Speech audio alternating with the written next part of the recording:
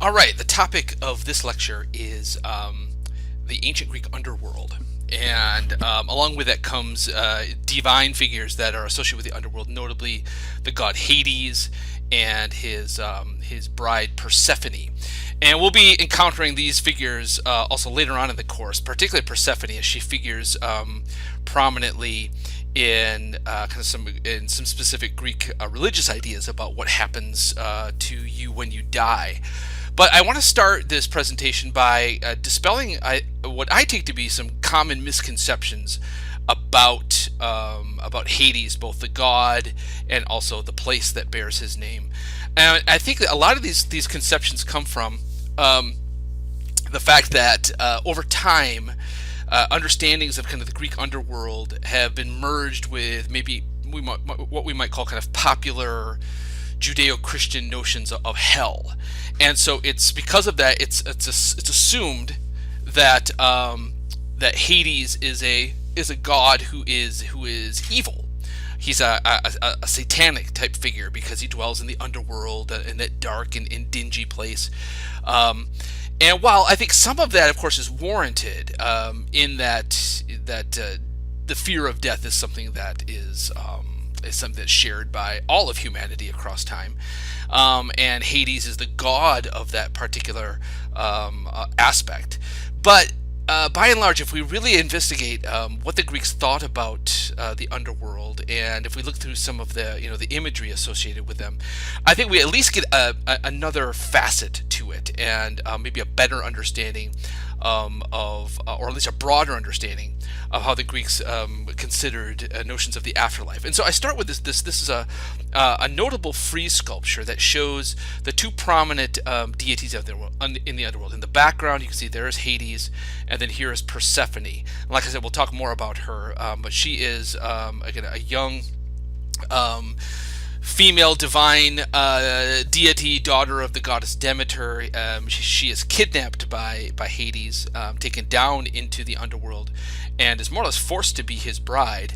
But over time, through her mythology, in some ways, she kind of takes over. You'll see, in this frieze sculpture, she's prominent. She's foregrounded. Hades is kind of lurking in the background. In fact, the name Hades, might in fact even mean something like the invisible one or the unseen one. And indeed, there are very few myths, narratives that feature Hades as a particular actor. Persephone takes over that role fairly quickly. And so we see them here seated on their thrones in the underworld. And I just call your attention, there's nothing in this frieze that suggests these are dread, dire, evil, satanic figures, torturing the damned in the underworld. No, quite the opposite.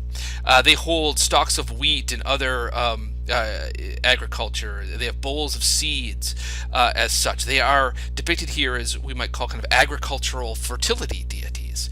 And I think this stems from the fact that when you have to really fully understand this, you have to think like an ancient Greek. You have to kind of see the world in these broadly kind of metaphorical, poetic terms. I think to really kind of get down to how they saw the world, to step into their shoes. So imagine you're a Greek farmer looking out at your land and you're watching your crops grow up out of the ground. You might ask the question, well, where is that power coming from? What's giving life to the crops, which gives life to me? Well, it's coming from below ground. And so there's this idea that part of the job of the gods and goddesses of the underworld was to feed the living. There's a Greek proverb that goes along the lines of it's the job of the dead to feed the living.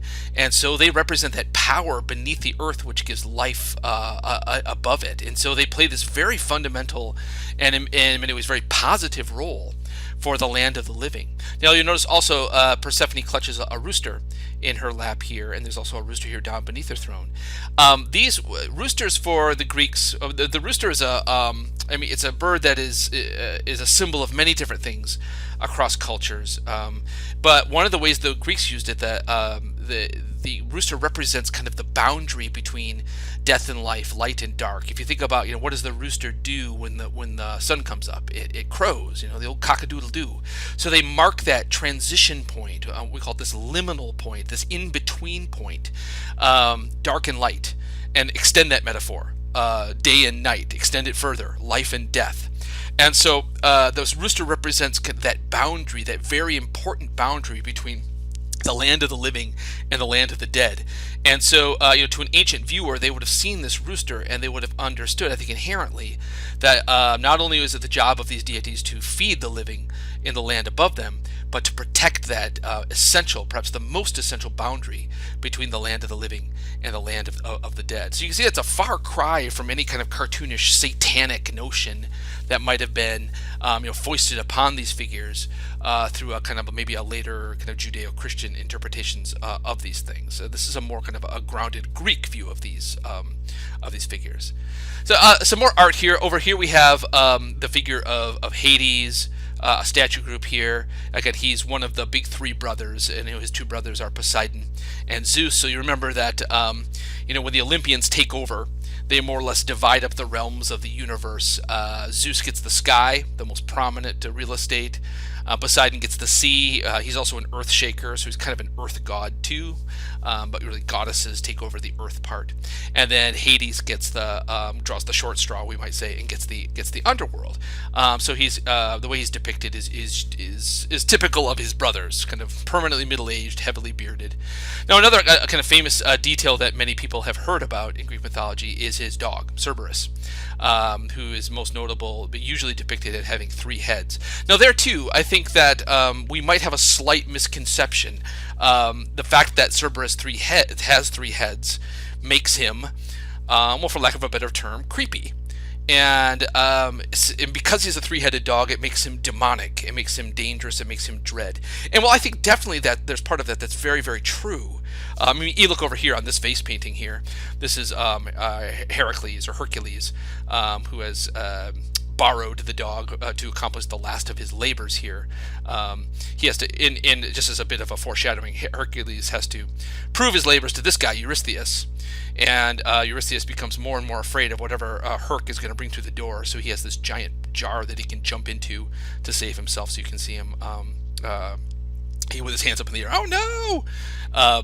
If you look at Cerberus here, it's very obvious that the Greeks did think of him as a dread figure. There's no way around that. This artist has even gone so far as not only give him 3 heads, but he has snakes growing out of parts of his body, almost just to amp up the horror. So I'm not denying that there's that dread part of him, but I think there's also a practicality to it as well. If we think of that, like I was just saying on the previous slide, if that boundary between light and dark, life and death is so important, you want the best watchdog that you can possibly have. And so I think there's an aspect that, why does Cerberus have 3 heads? Not just to make him demonic and creepy, but to make him a really good watchdog. Whereas a regular watchdog would just have 2 eyes, he's got 6 eyes. Regular watchdog has 1 head, he's got 3 heads, and so he can constantly be scanning and protecting that boundary. I think that's a big part of it I think is often unappreciated. Another figure that many people have heard of, or kind of a popular idea, is the way that you get to the underworld is you cross the river. Usually it's the river Styx is the most famous of them. There's a number of rivers in the Greek underworld. The Greeks were not consistent about these kinds of things.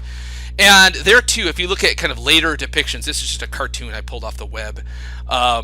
The figure of Charon, the ferryman, who you pay your coin to, so your soul can travel across that boundary into the underworld. He's more often than 9 out of 10 times, or maybe even 10 out of 10 times in kind of modern depictions, he's kind of a dread, demonic figure, skeletal, glowing eyes. He's very hellish in the way that he's depicted. So here, this cartoonist has clearly merged the figure of Charon, the ferryman. He's in his boat. He's got his oar here with the figure of the Grim Reaper. He comes with his scythe to reap the harvest of your life at its very end. But if you look at kind of ancient depictions, this is a funerary vase. The ancient Greeks would often mark their graves with painted, decorated vases. What we have here is the figure of Hermes, who we'll talk about soon. He's given away by the wings on his hat. One of Hermes' jobs was, they called him the psychopomp, which just means the soul guide. And one of the things that Hermes does as a god that many other gods don't is that he travels across these boundaries.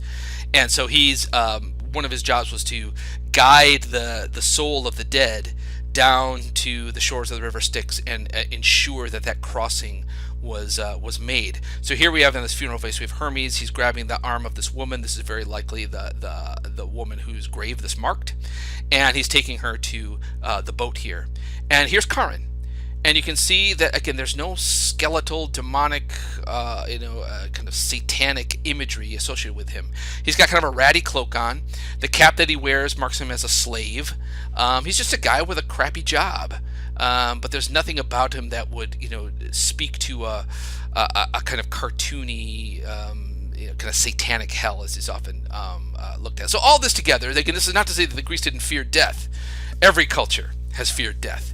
But I think this is just to illustrate how some of our modern notions and how these stories have been kind of interpreted and changed and massaged along the way over the centuries, I think has changed it in many ways from how the Greeks saw these and understood these figures. Now here's a map of the underworld. Again, I just found this on the web and I thought it was useful. I did not make this. As Mr. Carlos Parada, whoever he is, I thank him.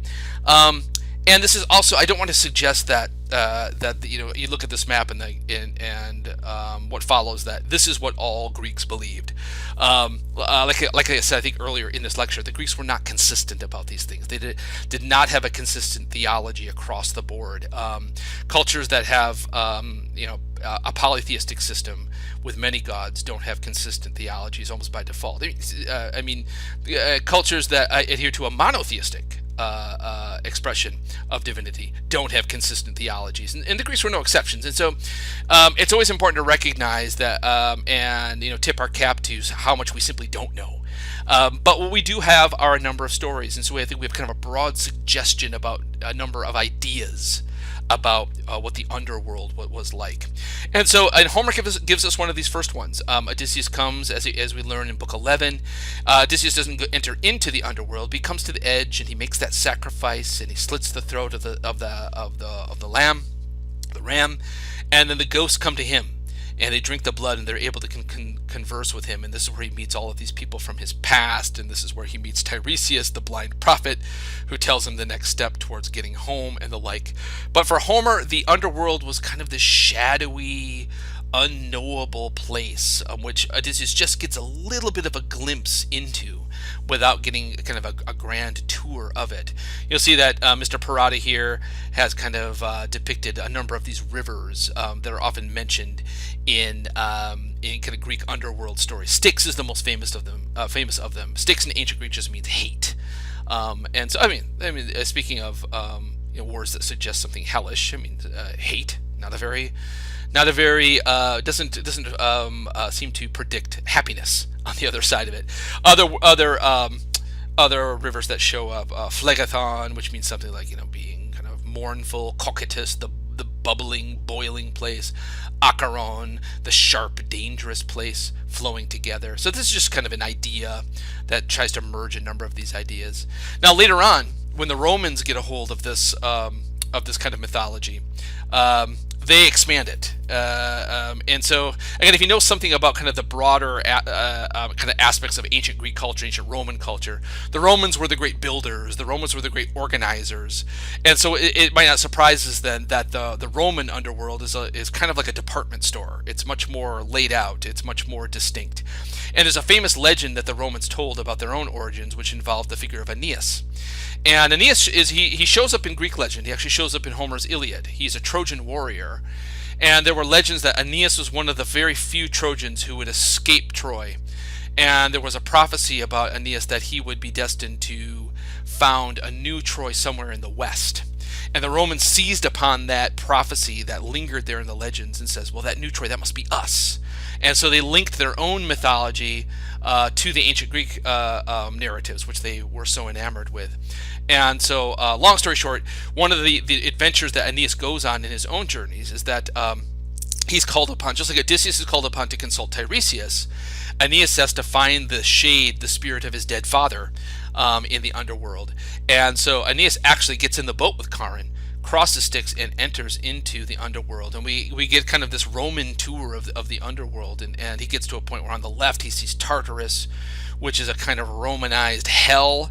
In fact, in the Christian New Testament, which some of you may know was written in Greek. That's one of the words that is often used for hell, that's translated as hell. And he hears the cries of the damned and the tortured over here. And then off to the right, beyond the palace of Hades, is Elysium, a kind of a Greek Greco-Roman heaven. Where in Aeneas' story, this is where kind of the best warriors come to congregate. It's kind of an all-male heroic heaven where they can go competing and exercising with each other.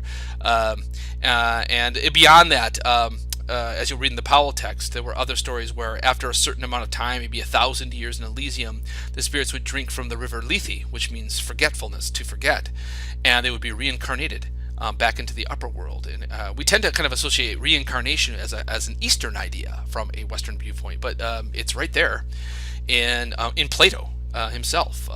You can't get much more kind of Western philosophy than Plato. So again, take all of this with a grain of salt. This is a kind of a combination of a number of ideas, and I don't want you to walk away from this to thinking, well, this is what every Greek believed. No, we simply don't know. We have kind of an amalgam, a combination of a number of stories, which gives us a broad idea about kind of notions of the afterlife. This will, I think, will come into kind of sharper focus when we talk in just a week or two about ancient Greek religion, and there we can kind of focus on particular cultic beliefs, which we can get more specific about. Now, there's a really interesting I love these places, these places where you can connect kind of on the ground archaeology with kind of mythic story and narrative and belief. And this is one of them. And way up here in the northwestern part of Greece is a place called Ephyra. And there's some notion that even the Greeks themselves associated this area with Odysseus' descent into the underworld, that book 11 of the Odyssey. There are even rivers that flow past here, near here, that are named. I think there is a river Styx up there and an Acheron. We don't know how I don't think we really know how far back those names go, but that too is suggestive. Names are sticky; they tend not to change very easily. They tend to stick around, which again also seems to support this idea that this was an area that maybe the Greeks thought of as kind of the edge of things, or at least that here was an entrance to the underworld. We know that applies to a few other places in the Greek landscape. Now, there's a really interesting archaeological remain there at Ephyra, what archaeologists call a Nekromanteion, which in Greek just means an oracle of the dead. And so we know that at least at some point, this was a place where people could go. We'll be talking about oracles very soon. We've talked about oracles with Zeus, and we'll talk about them again with Apollo.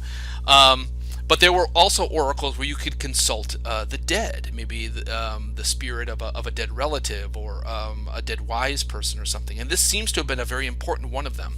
I'll show you what it looks like in just a moment, but here's kind of a blueprint of the building today. Now, I should say before we get into this, there's a lot of controversy about this site amongst archaeologists. Some kind of fully buy into the necromanteic aspect of it, and some say there's not enough evidence to decide.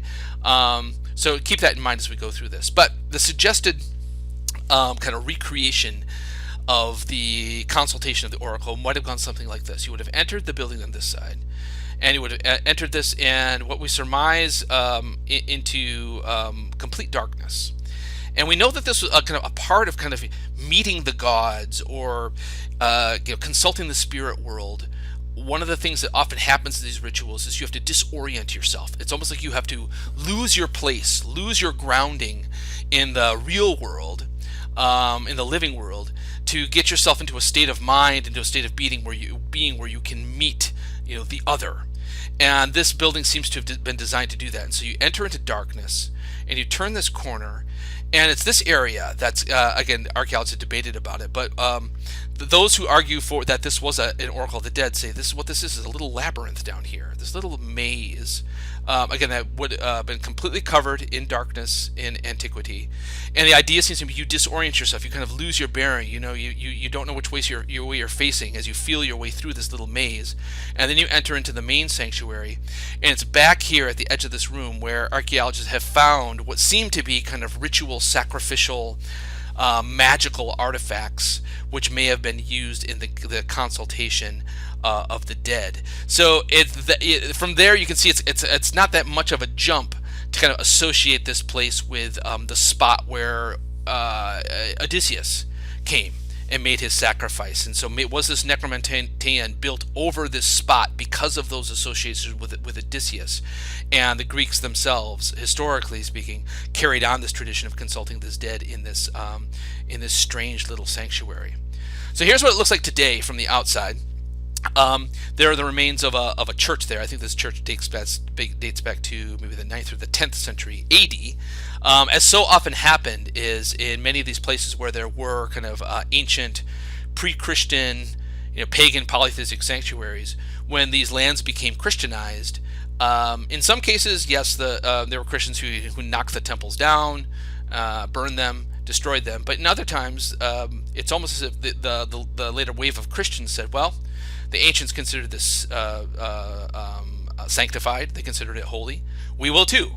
We will just consecrate it under the banner of our own God. So that seems what happened here, is that when you find kind of a church built on top of an ancient remains, it very likely suggests that the church was placed there because it was used as a divine sanctuary in pre-Christian days. So now this is having walked through. This is just a picture I took a number of years ago when I was there with a group of students, and we've walked kind of through that main corridor. And this is that labyrinth. Now, again, there's not much remaining here, but you can see the students kind of winding around the path here. And but imagine this has been all closed in the darkness as you kind of feel your way through this, disorienting yourselves before you enter back inside the main sanctuary here. Now, I took a little video here. I'll see if this works. I don't think it's going to work here. It's not playing. I think the technology is outdated. I mean, it's not a big deal. It just kind of with my old camera, I kind of walked through the labyrinth. It kind of shows you the path, but not a big deal that it works here. But you get into that main sanctuary. And so the main sanctuary is up above the floor here. They've now put a kind of a door in the floor here and put this rickety metal staircase that takes you down. And you quickly realize that where people are making the sacrifices, right below it is this massive underground chamber, this vaulted chamber down here. So that main sanctuary is up here. And many archaeologists and historians believe that this kind of chamber below here was believed by the Greeks to be kind of the gathering place for those ghosts as they kind of came up from hell or Hades and up to the upper sanctuary, drawn by the rituals, drawn by the sacrifice and the like. And so here we are down in with this group of students I took down in this chamber here. I love this picture because this is kind of where Earth meets hell, as it were. And I didn't add any. I didn't Photoshop this at all. But here, Joe's face is green. His eyes are glowing. Katie over here has kind of a weird green face, and so it has kind of an eerie aspect. And so, I mean, when we were down there, it's completely dark, except for kind of one side lamp over here. And so I took this with a flash, and this was the result. So at the end of the day, I guess we don't really know what this chamber was all about. We have a lack of evidence in the face of this, but there's some really intriguing possibilities of this being used as an oracle of the dead, and these really kind of interesting connections to Book 11 of the Odyssey. Now, for the most part, even if you saw in Odyssey Book 11, the vast majority of the dead that are down there, it's just kind of this warehouse of souls, right? It's this place of nothingness. It's not reward. It's not punishment. It's just kind of nothing.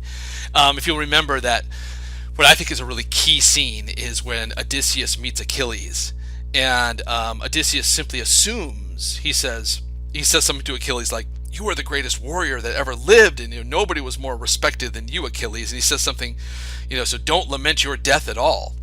Kind of assuming like almost the idea that because people loved you and you're remembered so well, clearly that has extended into your afterlife, right, Achilles? And Achilles throws cold water all over it and says, "Don't sell me on death. I'd rather be king, the lowliest slave on earth and be king all over than be king over all of these useless dead." And Odysseus sees in that moment that there's really nothing waiting for him on the other side. And so it's that what Homer suggests, again, to what degree does this inform how the Greeks believed about these things? We don't really know. But Homer suggests that the vast majority of people who die just kind of end up in this limbo. But there is, even in Book 11, there's a corner for the worst of the worst. And there's these famous sinners in in Greek mythology. Tantalus is one of the most famous ones. It's from his name that we get our word tantalize. And the Greeks were very good at kind of coming up with creative punishments, tortures. So Tantalus is given this this hunger and a thirst, and he's placed in this river. And every time he tries to dip down to drink from the river recedes, and this branch of tempting fruit is above him. And every time he reaches for it, a wind blows it just out of his reach. So he's endlessly tortured and tantalized for his crimes on earth. Sisyphus is another famous one, where he has. I think there's stories about him is that he either cheats death or he attempts to rape Hera. Either way, not good. And he's condemned to roll this rock up the hill, and to he's freed from his labors if he can finally get the rock to the top of that hill. But just like with Tantalus, his tortures are endless. Just as he gets the rock up there, rolls all the way back down, and he's just started over and over and over again. So a lot of these Greek punishments are kind of almost punishments of boredom, tedium, as being kind of the worst thing that you can imagine. Here you can see Sisyphus is flanked by, here's Hades over here, and then there's Persephone, and she's got those stalks of wheat that underline her agricultural fertility aspects. The Danaids is another one. These are a group of young women, and usually in most stories it's 50 of them, and all 50 of them murdered their husbands on their wedding night, and so they were condemned to hell. And their torture is very Sisyphean. They gather water, which was going down to the well and bring it back to the household, a typical chore perhaps for an ancient Greek woman back in the day. But they have to fill this jar. And they get the same idea that their tortures are over once that they can get this jar filled up to the brim. But of course, the catch is that the jar always leaks out just enough that they can never full it, and so they too are kind of endlessly tortured in this very tedious, kind of mind-numbing kind of way. All right, that's all I got for you for this one. Again, like I said, we're going to continue our look at kind of notions of the afterlife and the afterworld when we get into kind of a more serious discussion of religious beliefs on part of the ancient Greeks. But this is a good grounding for later discussions. See you next time.